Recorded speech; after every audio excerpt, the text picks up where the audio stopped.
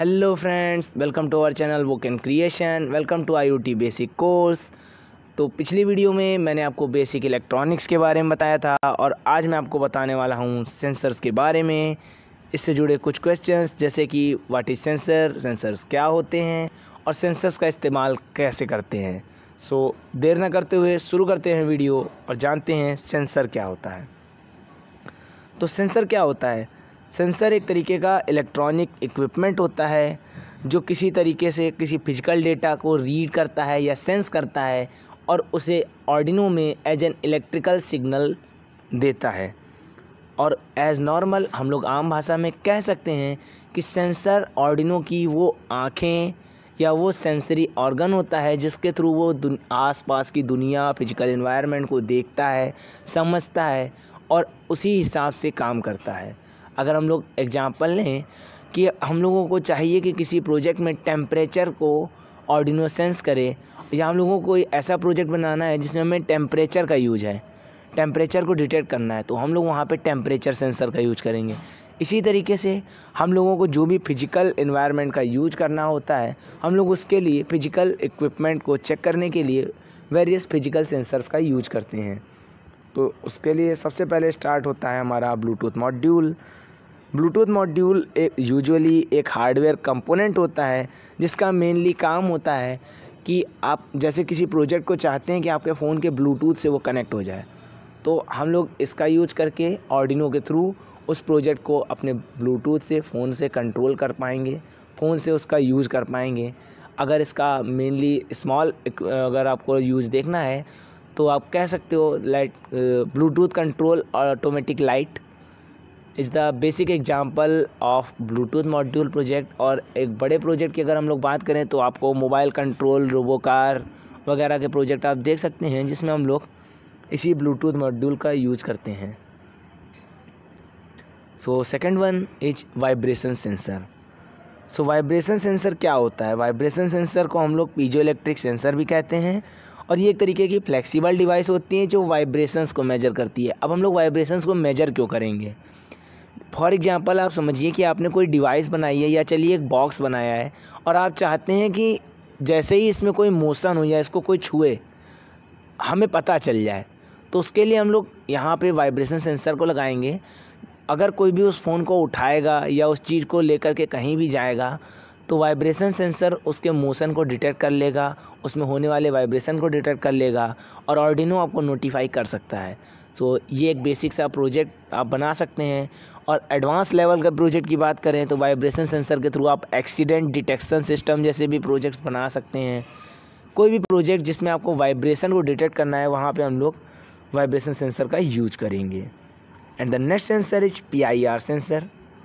So it is also known as motion sensor and इसका ये एक तरीके का इलेक्ट्रॉनिक सेंसर होता है जो इंफ्रारेड लाइट को डिटेक्ट करता है जो किसी भी उसकी फील्ड ऑफ व्यू के अंदर रेडिएट हो रही है और किसी प्रॉक्सिमिटी के क्लोज आने पर पता चल जाता है इसको। फॉर एग्जांपल आप समझिए कि इसकी फील्ड ऑफ व्यू क्या होती है।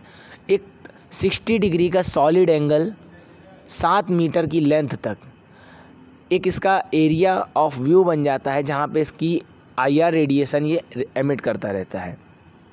अब अगर उसके दौरान कोई भी जीवित चीज़ जो IR रेडिएशन को एब्जॉर्ब करती है और उसके बाद रेडिएट बैक करती है, वो वहाँ पे आएगी और लगातार उसकी प्रॉक्सिमिटी चेंज होती रहेगी, यानी कि उसके चाल मतलब उसमें कुछ मोशन होता रहेगा, तो ये उसको डिटेक्ट कर लेगा और एक सिग्नल जनरेट करेगा जिसके थ्रू आर्डिनो डिटेक्ट कर लेगा कि यहाँ पे कुछ मोशन हो रहा है।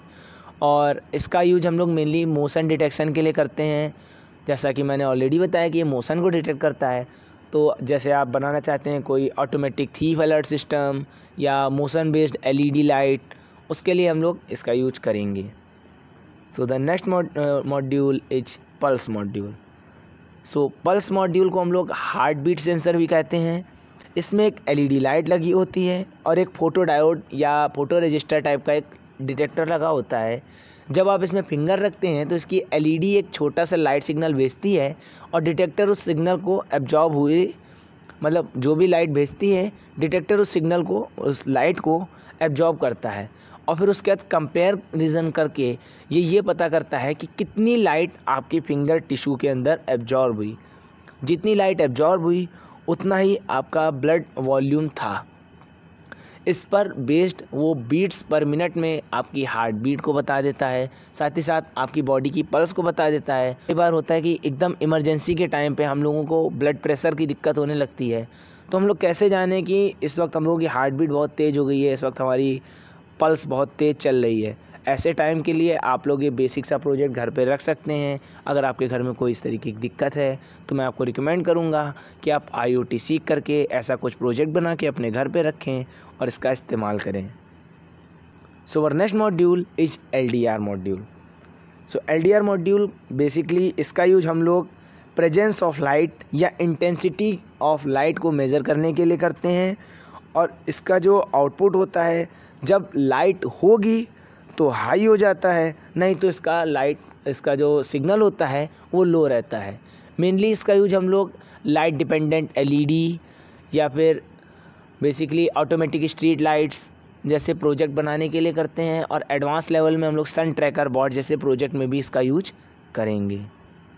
Now the next sensor is flame sensor. So flame sensor का यूज मेनली हम लोग फ्लेम डिटेक्शन या बहुत हाई ब्राइटनेस डिटेक्शन के लिए करते हैं। इसमें एक तरीके का फोटो डायोड लगा होता है और एक ओप एम्प कंट्रोल लगा होता है। इसकी सेंसिटिविटी हम लोग पोटेंशियोमीटर के थ्रू बढ़ा और घटा सकते हैं। जब एक बहुत हाई ब्राइटनेस की चीज़ आती है तो फोटो डायोड में उस रेडिएशन को वो डिटेक्ट कर लेता है। हम सब जानते हैं कि फायर जो आग होती है उसमें इंफ्रारेड रेडिएशंस भी निकलते हैं। फोटो डायोड उस इंफ्रारेड रेडिएशंस को सेंस करता है, उसके आने वाली इंटेंसिटी की वैल्यू से ये डिटेक्ट करता है कि ये कोई इंफ्रारेड टॉर्च है या फ्लेम लाइट है। अगर ये फ्लेम को डिटेक्ट करता है तो इसका आउटपुट हाई हो जाता है, ये एक 1 सिग्नल देता है, नहीं तो ये कोई आउटपुट नहीं देता है या इसका आउटपुट सिग्नल लो हो जाता है। इसका यूज हम लोग mainly fire fighting robot, automatic flame thrower जैसे प्रोजेक्ट में करते हैं। So next sensor is IR sensor. So IR sensor क्या होता है? मेनली इसका यूज हम लोग ऑब्जेक्ट डिटेक्शन के लिए करते हैं। इसमें वाइट वाली साइड जो एक आपको वाइट LED दिख रही होगी, एक ब्लैक LED दिख रही होगी। जो वाइट LED है वो इंफ्रारेड लाइट को एमिट करता है और ब्लैक वाला जो है हमारा फोटो डायोड ये इंफ्रारेड लाइट को एब्जॉर्ब करता है। जब भी कोई ऑब्जेक्ट इसके रास्ते में आएगा तो इंफ्रारेड लाइट उससे रिफ्लेक्ट होकर फोटो डायोड के अंदर जाएगी, जिसके थ्रू ये डिटेक्ट कर लेगा कि इसके रास्ते में कोई चीज़ आ गई है, देयर इज़ एन ऑब्जेक्ट। और जैसे ही ये इसको रिसीवर में किसी तरीके का ऑब्जेक्ट, इससे एक हाई सिग्नल निकल जाता है डायरेक्टली टू द ऑर्डिनो और ऑर्डिनो में डिटेक्ट हो जाता है कि there is an obstacle. So the next sensor is ultrasonic sensor. So ultrasonic sensor क्या होता है? अल्ट्रासोनिक सेंसर एक तरीके का सेंसर होता है जो मेनली वर्क करता है by emitting sound waves at a frequency of to high approximate ultrasonic frequency की। इसमें 2 स्पीकर्स लगे होते हैं जो अप्रॉक्सीमेट अल्ट्रासोनिक फ्रिक्वेंसी की साउंड को एमिट करता है और इसमें दूसरा स्पीकर उस साउंड को रिसीव करता है। सो मेनली इसका वर्क ऐसा होता है कि जब साउंड जाती है और साउंड वापस आती है उसके बीच में लगे हुए टाइम डिफरेंस से ये आने वाली डिस्टेंस का अंदाज़ा लगाता है। और ये काफ़ी हद तक इसकी वर्किंग सिमिलर होती है किसी बोट या एयरप्लेन में या फ्लाइंग क्राफ्ट में लगे हुए रडार से। फ़र्क बस इतना होता है कि अल्ट्रासोनिक साउंड को सेंड करता है और रडार एक रेडियो वेव्स को सेंड करता है। इसका यूज हम लोग बहुत मोस्टली करते हैं डिटेक्शन में। आपको हमारे चैनल में ही अब तक 2-3 प्रोजेक्ट मिल गए होंगे, like smart blind stick, automatic smart gloves for blind, और बड़े प्रोजेक्ट जैसे obstacle avoidance robot, self parking robot जैसे प्रोजेक्ट्स में भी हम लोग इसका यूज करते हैं। तो दोस्तों, सेंसर सिर्फ इतने ही नहीं होते हैं, सेंसर्स और भी होते हैं जैसा कि आप इस इमेज में देख सकते हैं। पर आज की वीडियो में बस इतना ही। इन नेक्स्ट वीडियो मैं आपको और भी सेंसर्स के बारे में बताऊंगा। तब तक के लिए स्टे ट्यून टू वोकेन क्रिएशन। अगर आपको ये वीडियो अच्छा लगा हो so please like and subscribe our channel. Video देखने के लिए शुक्रिया। अगर आपने IoT कोर्स में एनरोल नहीं किया है तो अभी जा कर के IoT कोर्स में एनरोल कर लीजिए।